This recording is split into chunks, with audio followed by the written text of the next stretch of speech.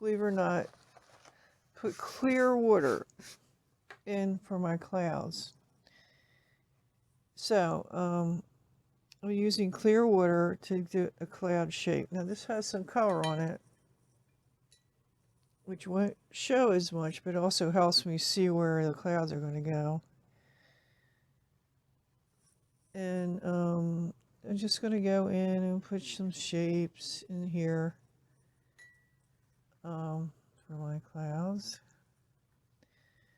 And what we're going to end up doing here is you paint around the water areas.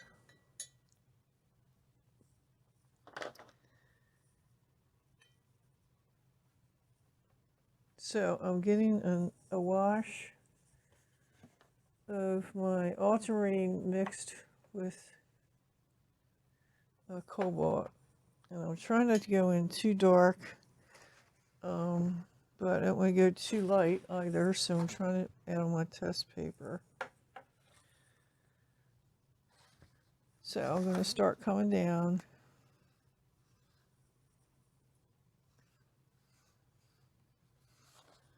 Working very quickly.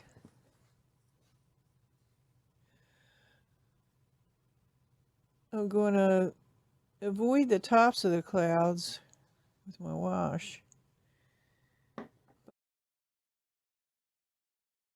But I want to get in and touch the wet areas with the bottom.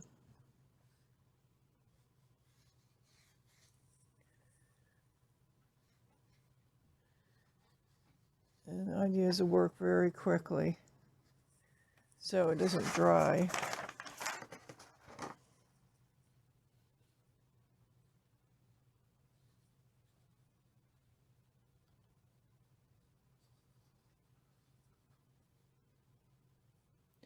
When you touch the bottom, they look softer when you touch the white, the wet areas already on the paper.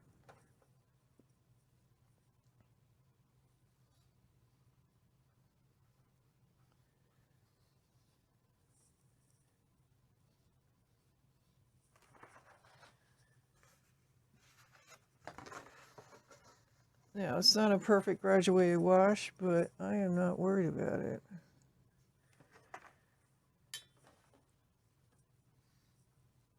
Now, I'm probably going to get a blossom there because I dipped in some water. And you can turn them into clouds if you want.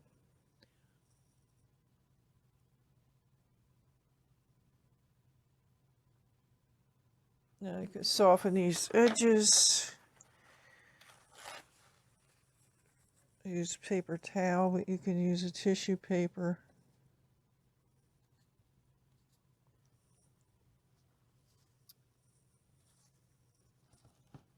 And you can even lift a little bit while it's still wet. And then you can use a little bit of Payne's Gray, or just sort of mix up a little bit of gray. This will look like clouds on a sunny day.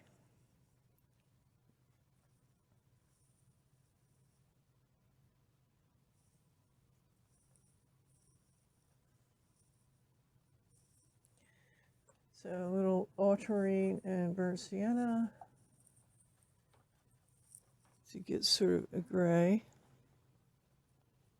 And while it's still wet, you can just get the slightest amount of shadowing in your clouds to give them some kind of dimension. Now some of them have dried, so don't want hard edges on this. So clouds can be very forgiving. If you look up in the sky, you can see all different types of clouds, and they do crazy things. So